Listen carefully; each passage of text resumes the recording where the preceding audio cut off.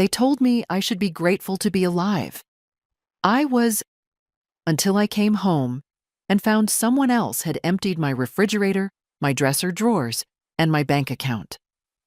The walls of the hospital room still smelled like antiseptic when I signed the discharge papers.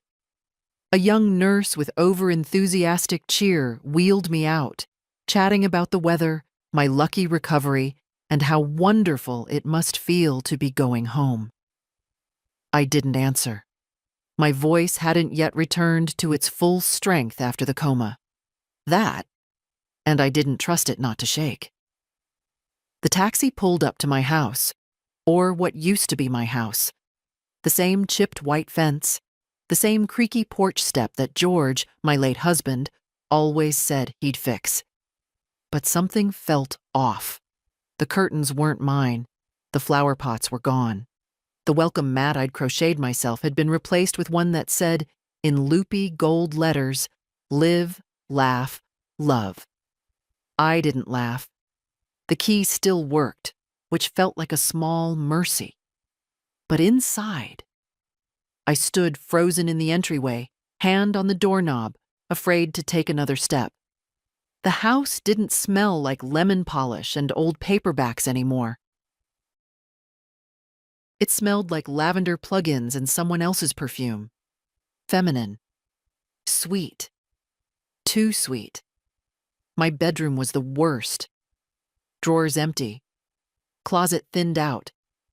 My nightstand, always cluttered with crossword books and hand cream, was wiped clean. My quilts, the ones I spent whole winters stitching, were gone. Only a gray duvet I didn't recognize remained. In the kitchen, there was almond milk in the fridge. I've never drunk almond milk in my life. A box of gluten-free crackers sat on the counter. Gluten-free? For who? I called out, even though I knew no one would answer. David? My son's name came out dry and unsure. Elise? Nothing. Just the low hum of the refrigerator that wasn't mine. On the dining table, I found a note, torn from a notepad I didn't own. Ruth, we'll be by this weekend to help you settle in. Don't worry about anything. Rest up. Love, D&D. Settle in? I whispered. This was my house. I wasn't a guest here. I'd lived here for 41 years. David was raised under this roof. And Elise, his wife. She only started coming here in her 30s, and never without a wine bottle and comments about my dated decor. I sat down slowly, legs trembling. A framed photo of George and me on our 40th anniversary was gone from the mantel. In its place, a generic print of a beach scene. That was the moment I realized. It wasn't just a matter of tidying. Someone had deliberately erased me. But it wasn't until I checked the mail pile by the door that I felt the true cold in my chest. A statement from my bank, marked Final Notice.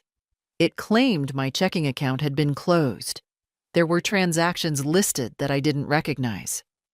Wire transfers, all within the last 6 weeks, totaling more money than I had ever withdrawn in 1 year.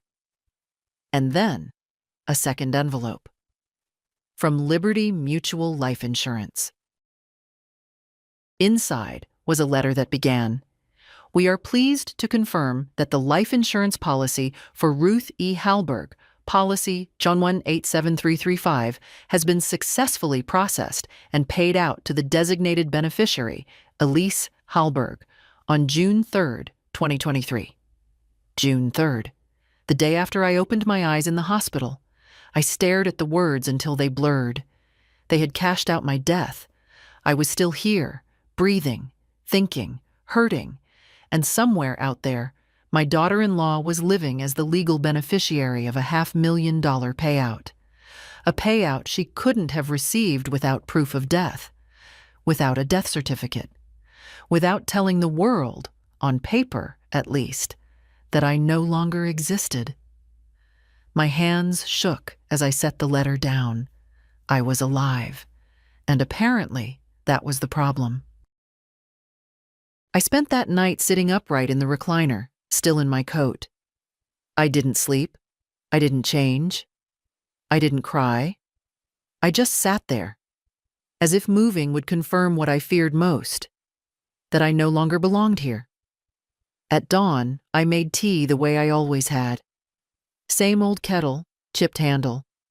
The mug was new, though, one of those oversized novelty ones with a cat pun on it. Perfect morning. Not mine. Elise's taste, no doubt. I sipped anyway, not because I wanted tea, but because it was one of the last things that still felt like mine. By 8 a.m., I was standing in front of the bank, wearing the same coat I'd worn home. My legs ached, and my left hip still throbbed from the crash, but I stood straight. I wasn't going to sit down again until I had some answers. The young man at the reception desk blinked when I gave my name. Ruth Halberg? Yes. He glanced at his screen, then back at me. I'm sorry, ma'am. It says here the account holder is deceased. I looked him dead in the eye.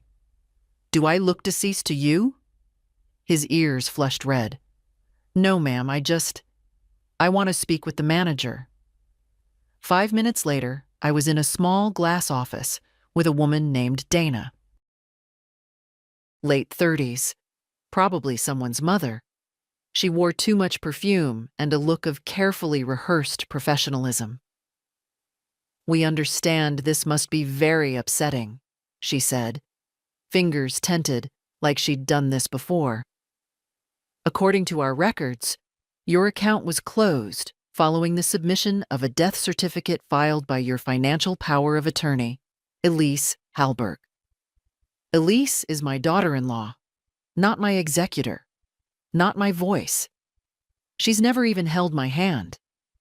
She had notarized documents, Dana said, signed by you last year. I never signed anything like that. Dana turned to her screen. The notary was a Camille Herrera, office in Raleigh. We can verify the signature, but I'll be honest with you, Mrs. Halberg. Once the certificate was filed and the funds transferred, the matter was processed as closed. I took a slow breath. Where did the money go? Dana hesitated. Ma'am, don't ma'am me. That was my life's savings. That was my husband's pension. I want the name, the account, the number. There was a pause. Then she pulled up a file. It was transferred to an account in Elise Halberg's name. Personal checking plus a joint account with David Halberg. My son. I thought of his hand on mine in the hospital, of how he said, "We were so scared we lost you." How he'd kissed my forehead, lied, so smoothly, like it cost him nothing. The room felt too quiet. The hum of the computer, the soft hiss of the ceiling vent, all of it faded into a pressure in my ears, as if my body couldn't decide whether to scream or shut down entirely. I stood up. I want printouts, all of them, every transaction, every document with my name on it. Dana looked uneasy. I'll do what I can, but legally the accounts are closed. Print them anyway. She nodded. It may take a few days. Then I'll be back in a few days. As I left, I stopped in the lobby, heart pounding. The air smelled of overwashed carpet and stale coffee. The world around me continued as if nothing had happened. People checking balances, updating debit cards, laughing about overdraft fees. And I had just learned I was legally dead. On the walk home, I passed by the pharmacy. I went in to check if my prescription records were still active. They weren't. The pharmacist, a kind woman who'd known me for years, was shocked. Your profile's been archived, honey. Last time we filled for you was May 18th. Then it was marked deceased. Do not renew. I left without saying a word. Back home, I checked my desk drawers. My old ID. My social security card, my birth certificate, all still there. But not a single piece of recent mail in my name. Not one bill, not one official letter. I sat on the bed I didn't recognize, in the room I no longer knew, staring at a framed quote Elise must have hung. Let go of what no longer serves you. And I realized they had. They'd let go of me. The next step wasn't rage. It was paperwork. I didn't have the luxury of dramatics, not when my legal existence had been quietly erased. I needed to reclaim it, piece by piece, signature by signature. I called Social Security first. It took an hour of holding, being transferred, and repeating my date of birth to skeptical clerks before I got to someone who listened. "You're saying someone filed your death certificate?" the woman asked, typing loudly. "I'm saying I'm very much alive and someone wanted me otherwise." There was silence. Then, "Hold, please." 8 more minutes. Then another voice, deeper, more formal. A man this time. "Mrs. Halberg, I'm looking at the file now. It shows you as deceased, as of May 30th. The death certificate was filed electronically by a hospital administrator. Do you have your ID?" "I do." "Can you come into a local office? You'll need to bring 2 forms of identification, and we'll initiate a reinstatement review. But I'll be frank. Reversing a death status isn't simple. It's rare. We'll need proof." "Such as?" "Medical records, a doctor's note, witnesses. We also flag for fraud if the original death certificate appears false." Fraud. The word tasted clean, cold, like metal. I made an appointment for the next morning. After hanging up, I sat for a long time on the living room sofa, arms folded over my chest, thinking. How far had David and Elise gone? Filing documents, shutting down accounts, emptying my home? They hadn't just wanted me gone, they had made sure I couldn't come back.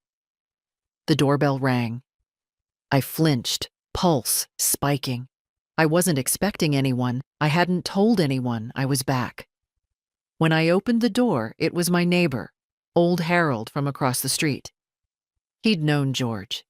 Still mowed his own lawn, even though he had no business doing it with his knees. "Ruth," he said, eyes wide. "Well, I'll be damned." I managed a smile. "Afraid not, Harold. Turns out I'm still kicking." He stepped forward, lowering his voice. "I saw the ambulance back in May. They said you'd...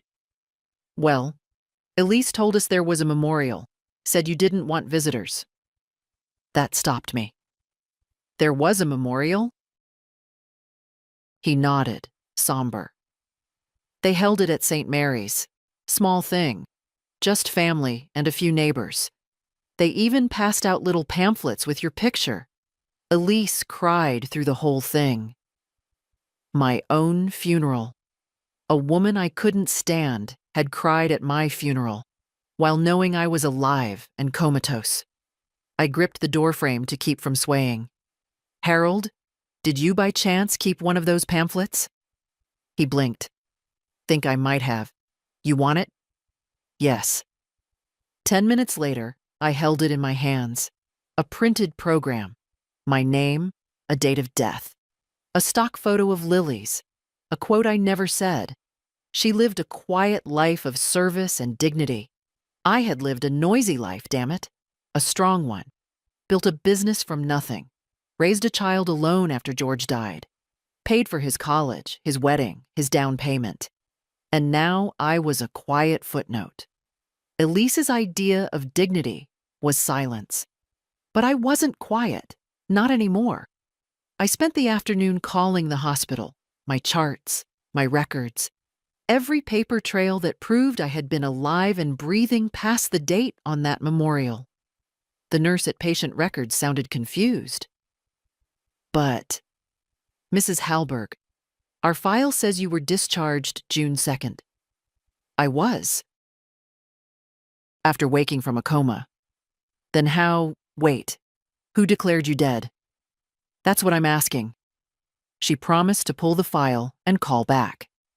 I stared out the window as evening fell. The street looked the same. Kids on bikes. Harold sitting on his porch. Nothing had changed. Except me. I had been buried alive on paper. But tomorrow, I was walking into Social Security with proof. I was coming back from the dead, and the people who buried me were going to wish they had done it properly. I wore my church coat to the Social Security office the next morning, not because I wanted to look nice, though I suppose that mattered too, but because it still smelled like me. Cedar, dust, the ghost of George's aftershave from where he used to hug me before leaving for work. I wanted to walk in as myself, not as a case number, not as a ghost. The building was crowded, and the air was thick with that strange blend of frustration and bureaucracy. Children crying, old men arguing about benefits, clerks behind windows tapping away without looking up. I waited almost 2 hours before my number was called. "Window 4, the speaker crackled. I stood up with effort and walked slowly, deliberately. I was still recovering, but I made sure not to limp. The last thing I needed was pity. I needed recognition. The man behind the glass had silver hair and a long scar across one hand. He looked like someone who'd seen too much to be easily surprised. "Ruth Halberg," I said, setting my folder down. He looked up. His eyes did a quick scan. My face, my documents, my presence. "I'll be damned," he muttered, then caught himself. "Sorry, ma'am. It's just, your file says you died. Yet, here I am." He opened the folder, flipping through my evidence. Doctor's note from the hospital. Discharge papers. A letter from the attending physician confirming the coma and the date I woke up. June 1st. 3 days after the date Elise listed as my death. He frowned.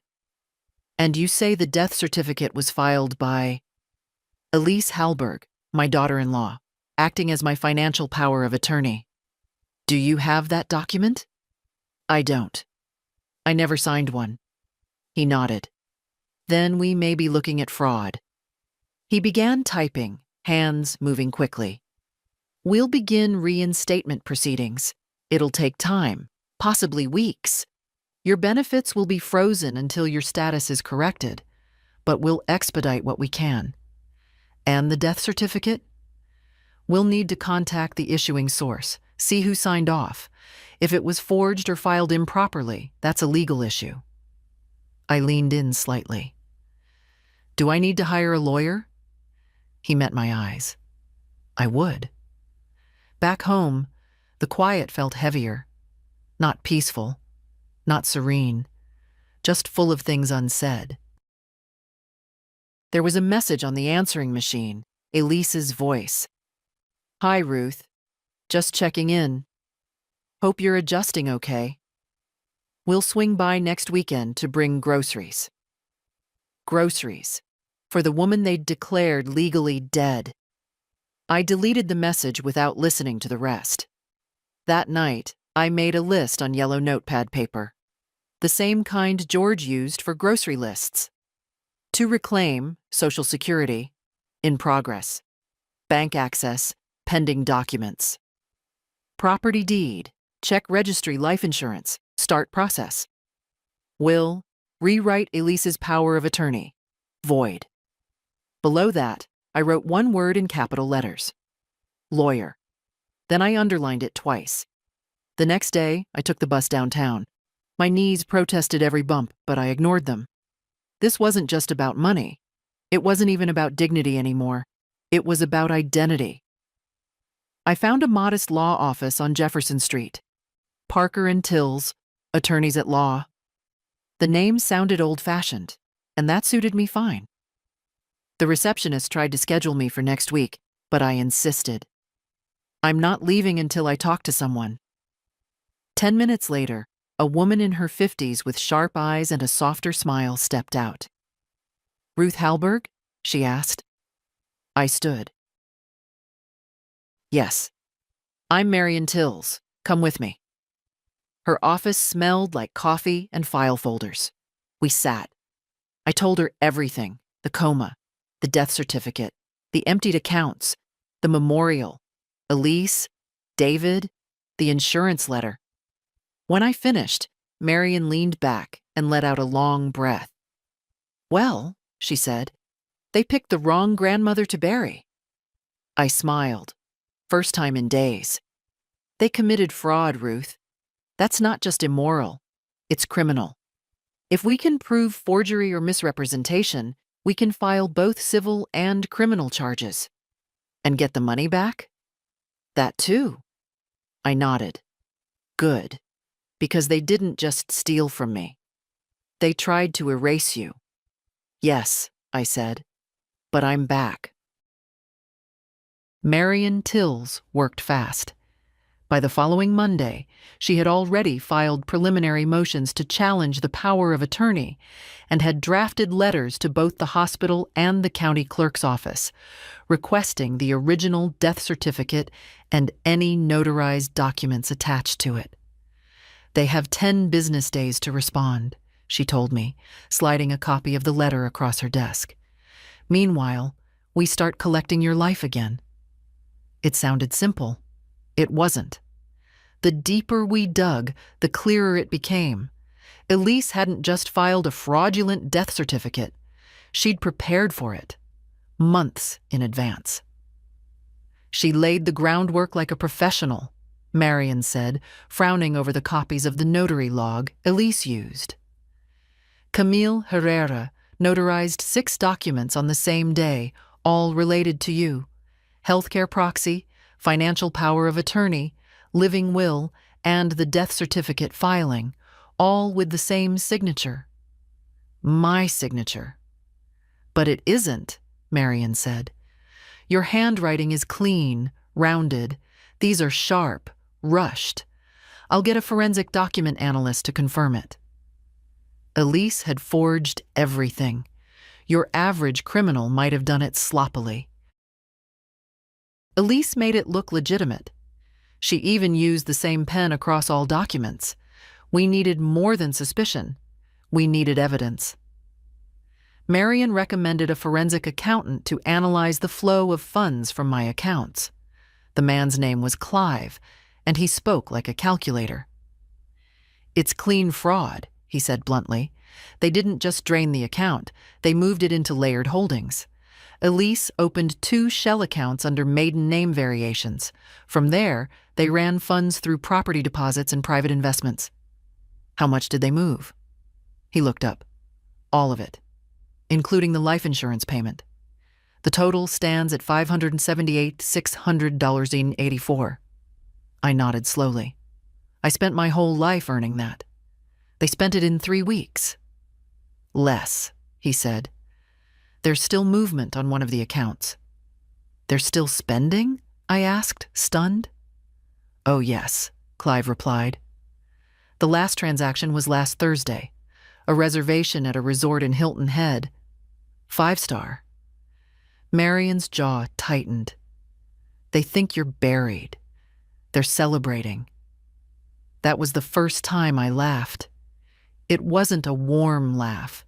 It was a rusted, brittle sound, like something sharp breaking under pressure. When I left Marion's office, the sky was gray with early spring clouds. I walked 2 blocks to the bus stop, then decided to keep going. My legs didn't move quickly, but they moved with purpose. I passed the corner bakery where George used to get cinnamon rolls every Sunday, closed now. I passed the old post office, boarded up and crumbling, then the library, which had become a daycare center. Everything had changed while I wasn't watching, while I was being erased. But the street names were still the same. The sidewalks still cracked in the same spots. The smell of the river was still there in the air if you paused long enough. So I paused. For the first time since the coma, I stood still and let the wind hit my face. Then I kept walking. Not toward anything, but away from being afraid. When I got home, there was a car in the driveway, Elise's Lexus. I didn't stop walking. I opened the front door to find her sitting on my couch, her legs crossed, a mug in her hand, acting like she owned the place, because, in her mind, she did. "There you are," she said. "I've been waiting an hour." I took off my coat and hung it slowly, deliberately. "You're not welcome here. Ruth, let's be reasonable. We're family." "No, Elise. Family doesn't declare each other dead." She smiled, tight and practiced. "There were complications. The doctors weren't sure. David and I had to make quick decisions. You filed a death certificate, held a memorial, took my money." She stood. "You don't understand how hard it was, the stress, the uncertainty. David thought you'd never wake up, and you weren't handling your finances well before the accident. We had to step in. You didn't step in. You stepped over me." She walked toward me slowly, putting the mug down. "Look, what's done is done. We've used the money to stabilize things, pay down debt, secure investments. If we fight this in court, we all lose." "No, Elise," I said. "You lose. I reclaim." Her face twitched. "You're not thinking clearly." I looked her dead in the eye. "No, for the first time in years I am." She stepped closer, lowering her voice. "If you drag this out, the family will suffer. David's reputation. The kids, they're not children anymore," I interrupted. "And maybe they deserve to know who their parents really are." We stood in silence, inches apart. "You don't want a war, Ruth," she said. "I'm not starting one," I replied. "I'm ending it." She didn't speak again. She just grabbed her purse and walked out. The next letter came certified. Marion handed it to me herself during our Wednesday meeting, her mouth a thin line. "It's from David's attorney." I opened it with steady hands, already knowing what I'd find. "Dear Mrs. Hallberg, we are writing on behalf of our client, Mr. David Hallberg, regarding the recent disputes and allegations of financial misconduct.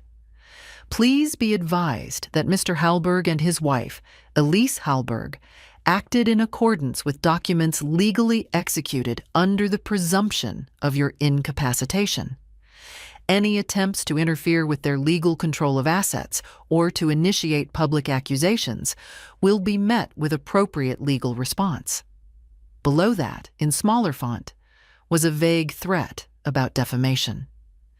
"They're nervous," Marion said. "They should be." She nodded.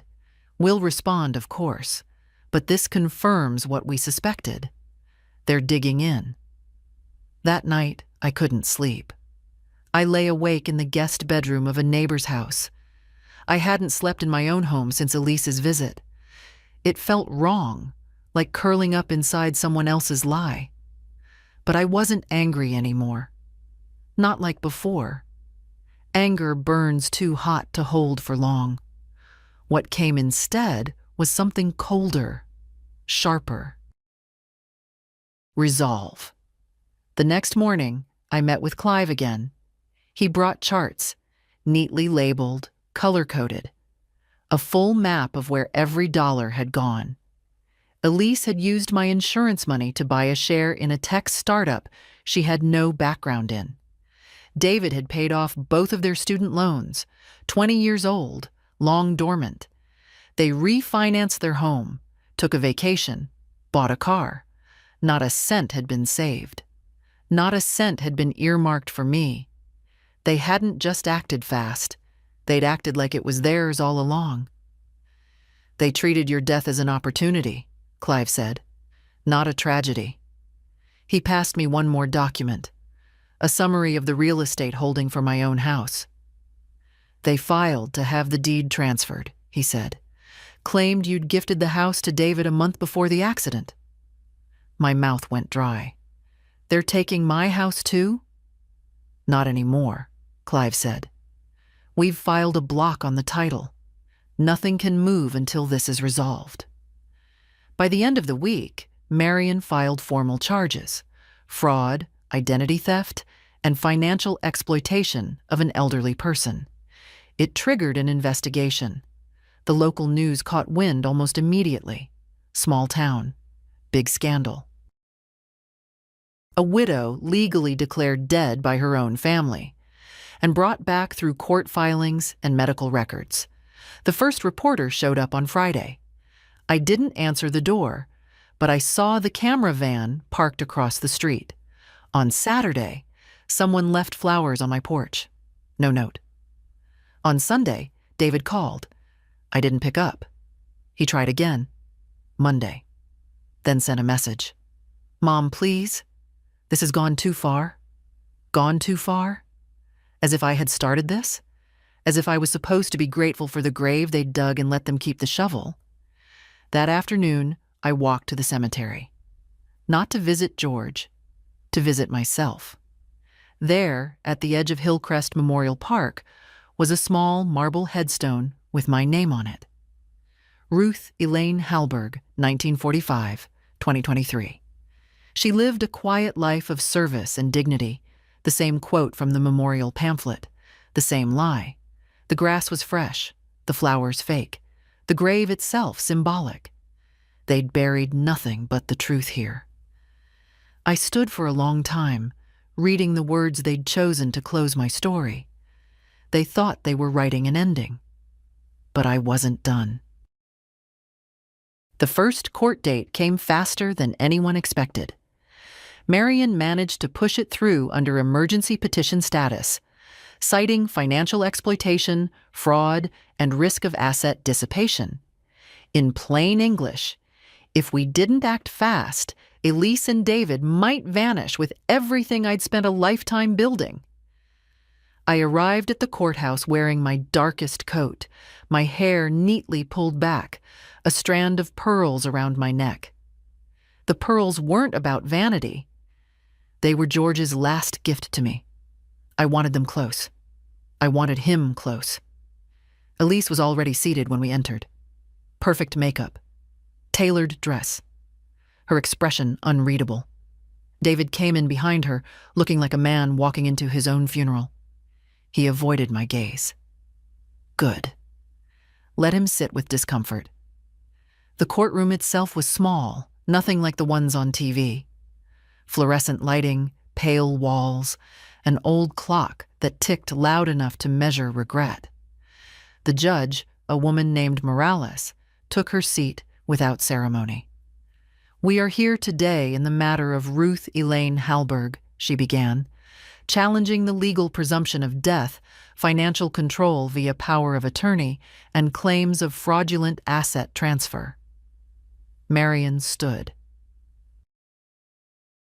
Your Honor, my client is present today, alive and lucid, despite having been legally declared dead by her own family. We are prepared to present documentation of her medical status, evidence of forged signatures, and banking records showing misappropriation of funds exceeding $500,000. The judge raised her eyebrows, flipping through the files. That's quite a resurrection. A few chuckles in the courtroom. I didn't smile. David's attorney rose, a man named Simmons, all cufflinks and condescension.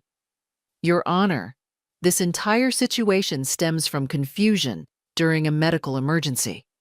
Mrs. Halberg's condition was critical. The documents were processed in good faith under the belief that she would not recover. My clients acted to preserve the estate and make necessary financial decisions. Marion didn't even wait for him to finish. Necessary decisions? Like cashing in a $500,000 life insurance policy 2 days after she opened her eyes. The judge looked at Simmons. Did your clients attempt to verify death through official channels? They relied on hospital records and signed documentation, which we now believe to be forged, Marion added, sliding forward copies of the disputed signatures alongside samples from my voter ID, tax forms, and handwritten letters. The judge examined them carefully. I see the difference.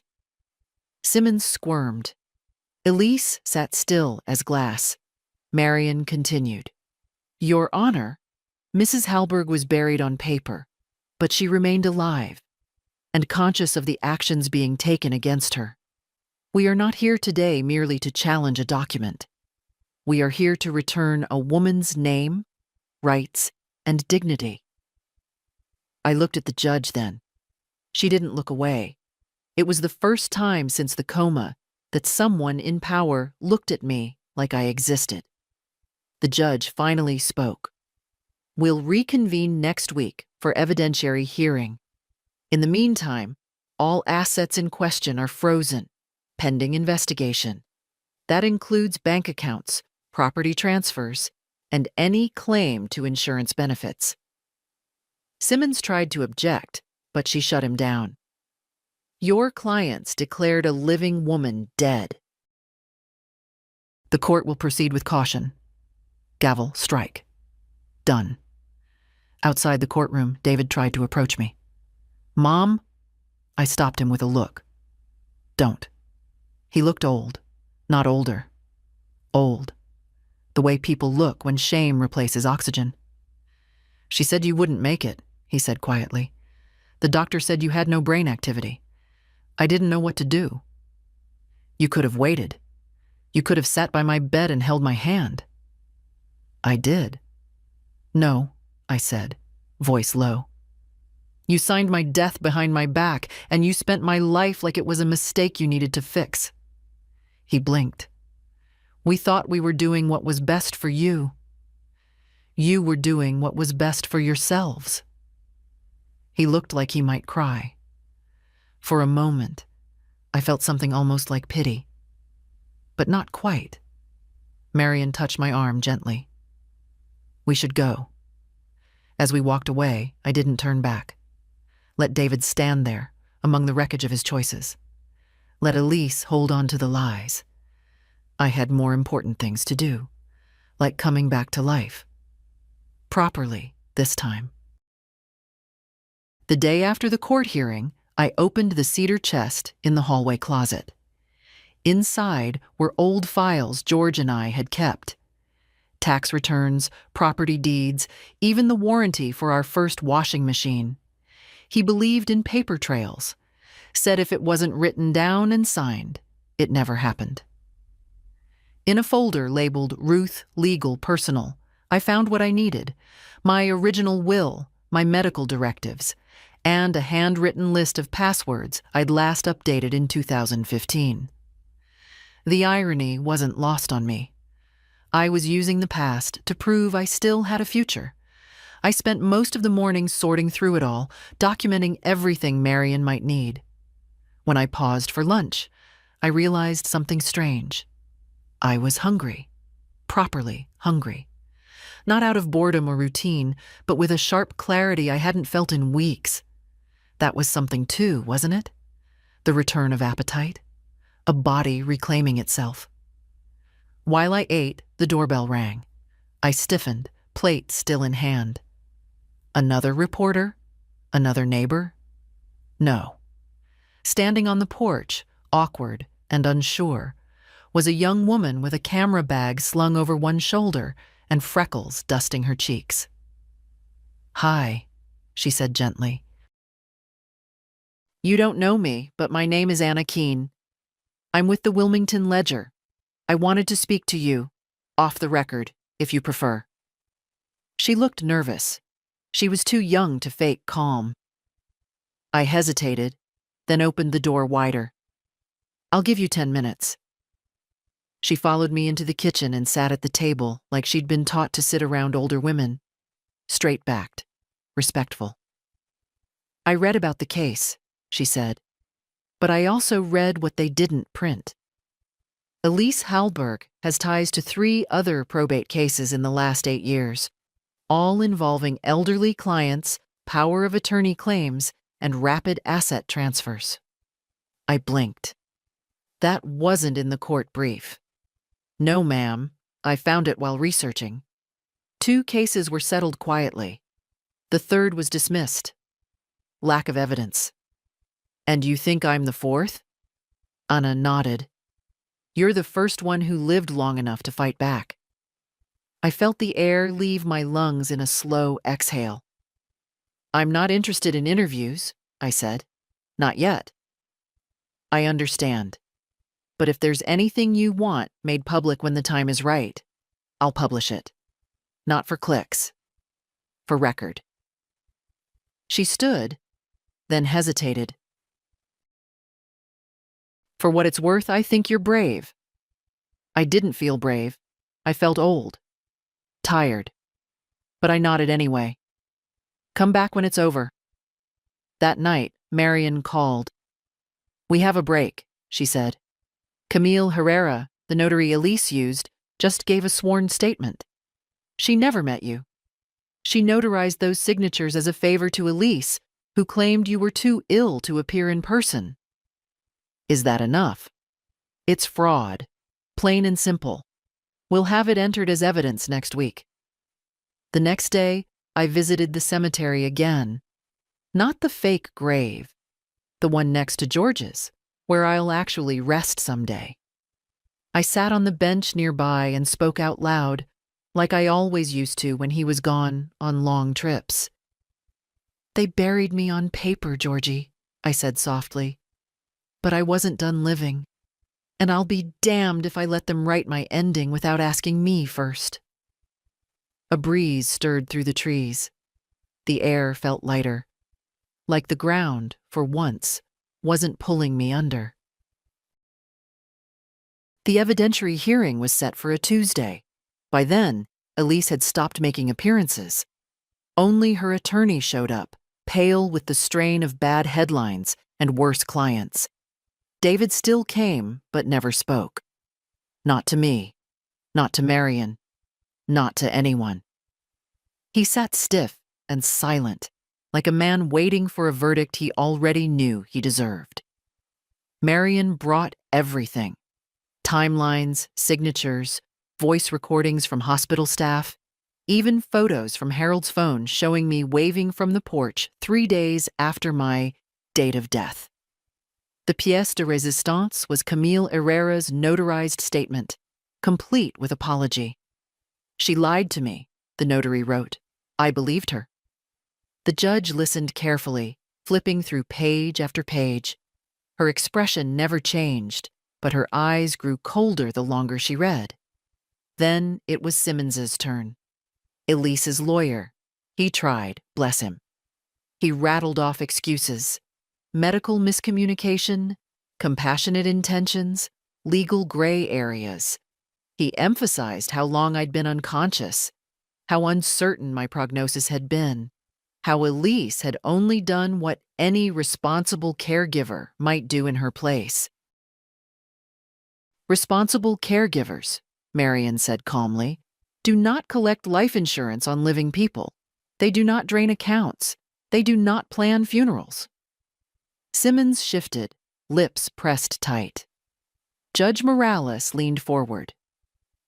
Has Mrs. Halberg's identity been fully reinstated with Social Security and the relevant agencies? Yes, Your Honor, Marion confirmed. As of last week. Good, the judge said, because this court recognizes her not only as alive, but as the sole legal owner of all disputed assets. Effective immediately. I didn't exhale until the gavel struck. Frozen accounts were released, property deeds corrected, life insurance funds flagged for reversal, and a fraud report was passed to the district attorney for criminal review. David stood up like he might say something. Apologize, maybe. Or explain. But I turned my back before he got the chance. That afternoon, I returned home alone. No reporters, no Marion, just me in a quiet house that had been scrubbed of Elise's scents, slogans, and smug little throw pillows. I sat on the porch with a cup of tea and waited. Not for someone to visit, not for closure, but for silence. True silence. The kind you earn. That evening, a small envelope slid through the mail slot. Handwritten, no return address. Inside was a check. Not from David, not from Elise, from the insurance company. Reinstated payment to Ruth E. Hallberg, full policy value.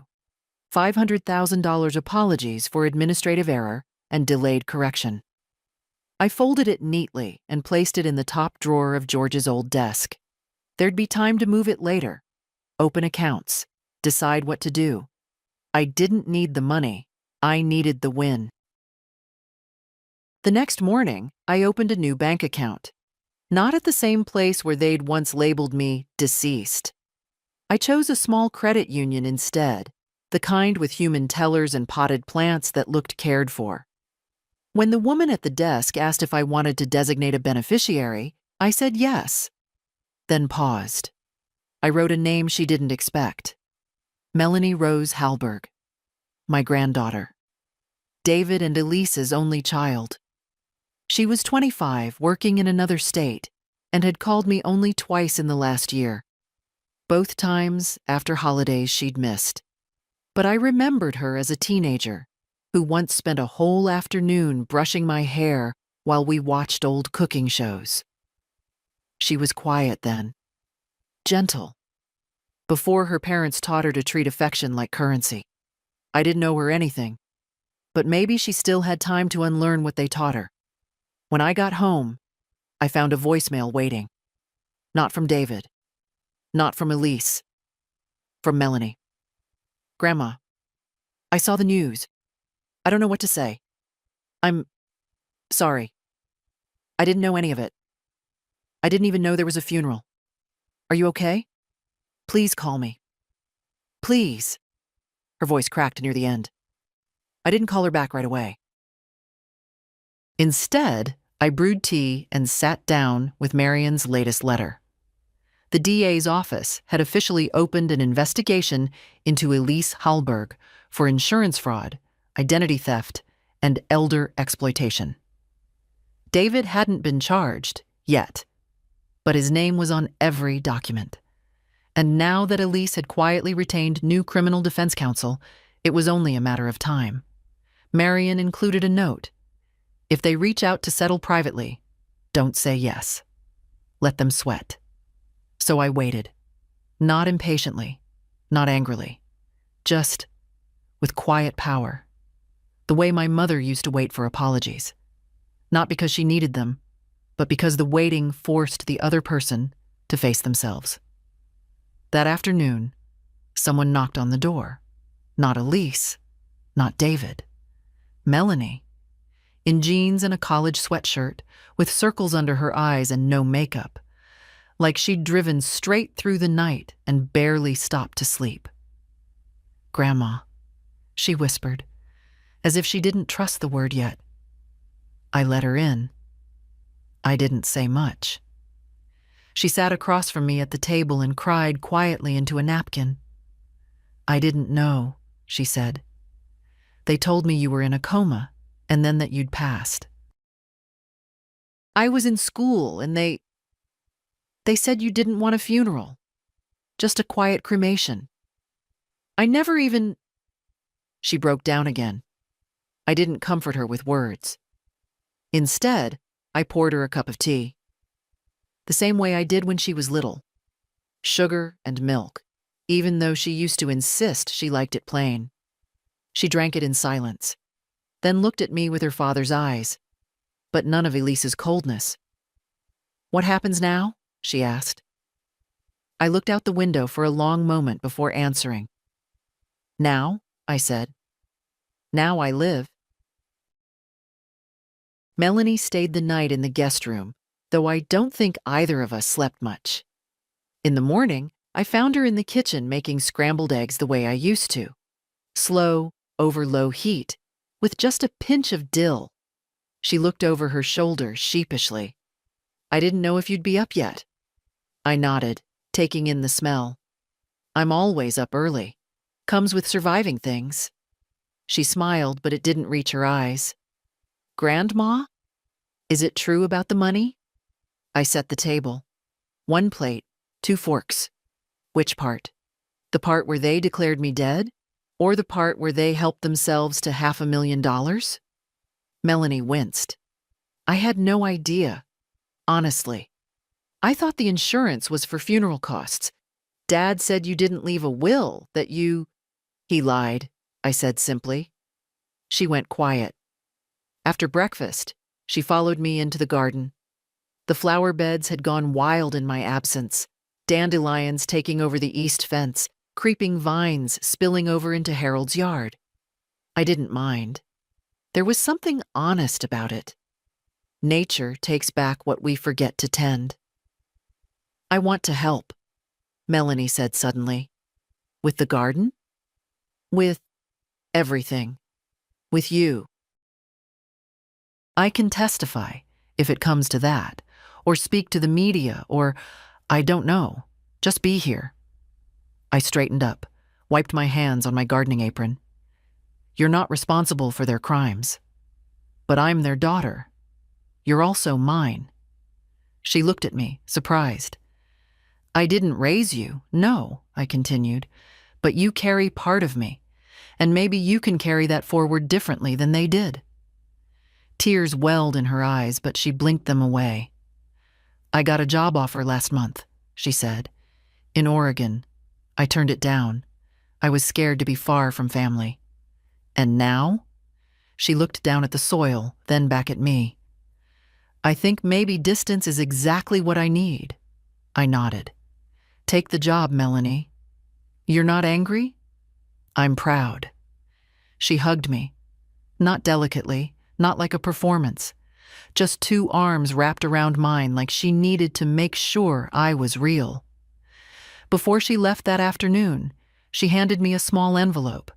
Inside was a Polaroid, faded, bent at the corners.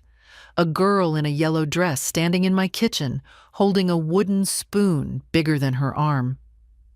I found it in a box last year, Melanie said. I used to love that dress, and that spoon. You let me stir cake batter with it. You got more flour on the floor than in the bowl, I said, smiling. She laughed. I was 6. You were joy. That night, I placed the photo on the mantel, right where my obituary used to sit. The first knock came just after dusk. I had just poured tea and turned off the porch light when I heard it, soft, almost hesitant. I opened the door to find David. He looked like he hadn't slept in days. Hair uncombed, jacket wrinkled, no Elise beside him. Just my son, alone on the steps of a house he no longer owned. Hi, Mom. I didn't move, didn't gesture for him to come in, just waited. He glanced over his shoulder, like he half expected someone to pull him back, then looked at me. I don't know where to start. You start, I said, by using your name, not a legal team. He nodded, swallowing. I'm sorry. Are you? I asked. He took a shaky breath. I didn't know it would get this far. Elise, she told me everything was legal. That the doctors said you'd never recover. That we were just tying up loose ends. And the money? I asked. He flinched. She said it was ours. That you would have wanted us to have it. That we were just speeding up the inevitable. I stared at him. I spent my life building that inevitable. His shoulders sagged. I came to say I'll testify, he said quietly. Against her, if it comes to that. It will. I know. We stood there in the dark, the only sound the wind shifting through the branches overhead. I didn't come for forgiveness, he added. Good, I said, because I don't owe it. He blinked. You don't? No, I said calmly. You chose her over me, again and again. You didn't just believe her. You followed her. You signed my life away and slept through the funeral. I didn't sleep, he said, almost childlike. I haven't slept since June. Neither have I. He stepped back then, as if dismissed. I just wanted to say it, in person. I nodded, and I wanted to hear it, in person. Will I see you again? Not by invitation, I said. He nodded slowly, then turned and walked back down the steps, his head low. When the door clicked shut behind me, I didn't cry. I cleaned the kitchen, folded laundry, and for the first time in months, slept through the night. The next morning, Marion called. Elise has formally been charged, she said. Fraud, identity theft, insurance fraud, and 2 counts of elder abuse. And David? Still under review. His cooperation may keep him out of prison, but the civil suit will stand. Good. There's something else. She paused. The life insurance company offered a quiet settlement. Half the policy, no lawsuit, no headlines. I declined, of course. Of course. But I thought you'd like to know what they called it. What? She chuckled darkly. They called your claim unusually resilient. I laughed, really laughed. It echoed through the house like something being unburied. That night, I sat down at George's desk, pulled out the same yellow notepad I'd used before, and began a new list. But this time, it didn't start with to reclaim. It started with to begin, change the locks. Open a scholarship fund, visit Melanie in Oregon, plant a new garden. Write it all down. I didn't need revenge. I didn't even need closure. I just needed the next chapter. The courtroom was colder this time, not in temperature, but in presence. Elise sat at the defendant's table, her expression tighter than ever, lips pressed into a line that once used to smile for photographs. Now she didn't look at me. Not once. Not even when I took the stand. The prosecutor began gently, as if I might break. I didn't. Mrs. Hallberg, can you confirm that you were declared legally deceased on May 30th? Yes. Were you, in fact, deceased at that time? Clearly not. Some laughter in the gallery. Even the judge cracked a smile. He continued. And who filed the death certificate? Elise Hallberg, your daughter-in-law. That's what the marriage license says. And did you authorize her to act as your power of attorney? No. Did you sign any documents granting her such authority? Never. Did she gain access to your financial records and assets after filing that certificate? She did. And she took them. He nodded, flipping through exhibits. To your knowledge, was she aware you were alive when she filed? I stared across the room, not at Elise, but just past her. The empty air where the lie had once lived. She knew. She visited me in the hospital the week before. I was unconscious, but alive, breathing, monitored, and she signed my death anyway.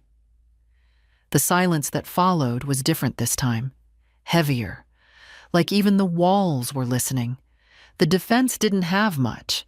They tried to argue confusion, miscommunication, urgent decision-making in the face of family crisis. But they didn't argue the signatures, not after the handwriting expert took the stand and described in detail how each of Elise's forgeries betrayed her. The slant too steep, the loops too small, the pressure too erratic. And they didn't argue the money. Not after Clive presented the full audit. Over $570,000 rooted, hidden, spent, redistributed, all within weeks of the death. The timelines didn't lie. They couldn't lie. David was present, sitting in the back row. He kept his head down. I didn't acknowledge him. That chapter had closed. The jury deliberated less than 4 hours.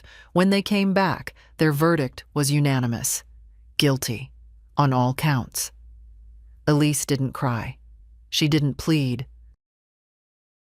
She just sat there, the same way she had sat on my couch that day, with the mug in her hand. as if nothing was wrong, just waiting for the mess to clear. Only this time, she wasn't leaving my house. She was leaving in handcuffs. I didn't celebrate. I didn't cheer. I just stood, adjusted my coat, and walked out of the courtroom into the crisp October air. Outside, Marion joined me. She didn't say much, just held out a folder. Everything's finalized. Full restitution. Charges registered. Your name is yours again. Thank you, she smiled. You were remarkable. I shook my head. I was tired. Tired and remarkable aren't mutually exclusive. I went home and lit a candle on the kitchen table. Not for ceremony, for warmth. Then I opened a new notebook. The first page was blank, waiting. I thought for a long time before I wrote the first sentence.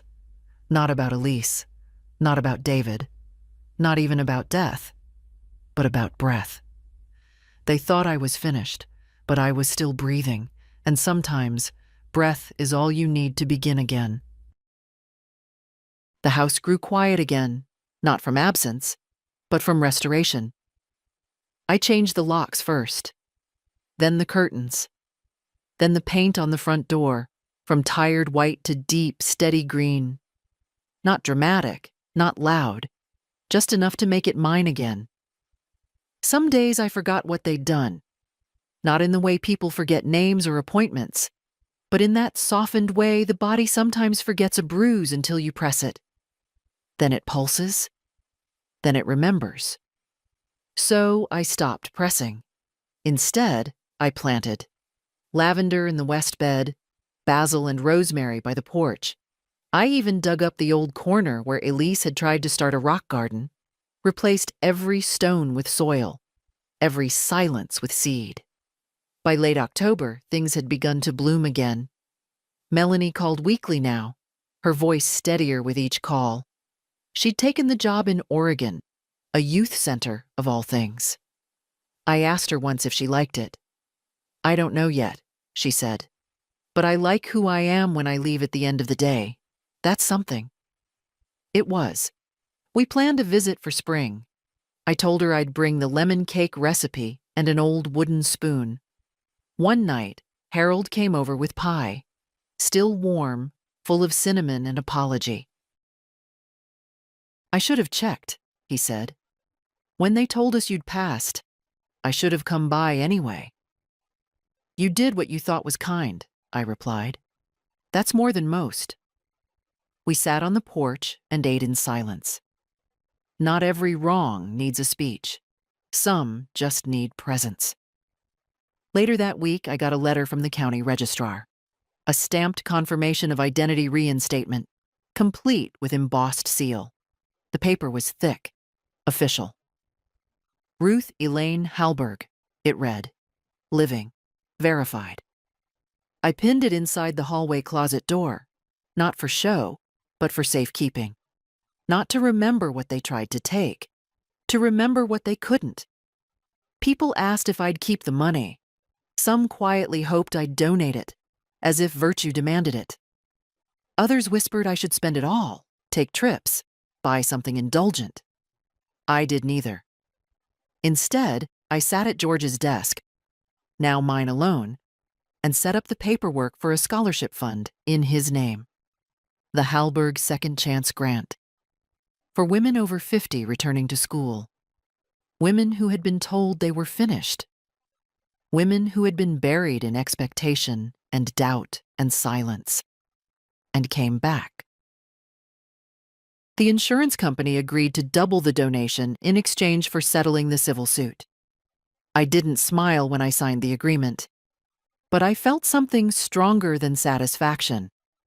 I felt clean. That evening, I lit the fireplace for the first time in years. Not out of necessity, but ritual. I sat on the floor with a cup of tea and stared into the flames until the room blurred at the edges. Then I took the old obituary, the one they printed for the memorial I never attended, and fed it, piece by piece, into the fire. It burned fast. Thin paper always does. When it was gone, I sat back, took a long sip of tea, and whispered into the glow, "I'm not done yet." Winter came gently that year. No sharp winds, no ice storms, just a quiet cold that moved through the bones like memory. The kind of cold that doesn't bite, just reminds you of what you've survived.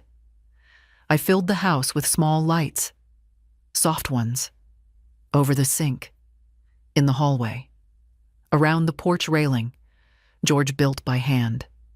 Not for decoration, for warmth, for proof that something was alive here, that someone was home. One morning, I found a letter from the local university, a thank you note from the first recipient of the Hallberg grant. She was 57, a mother of 3, left a difficult marriage and was going back to study nursing. "I didn't think anyone would bet on me at this stage," she wrote.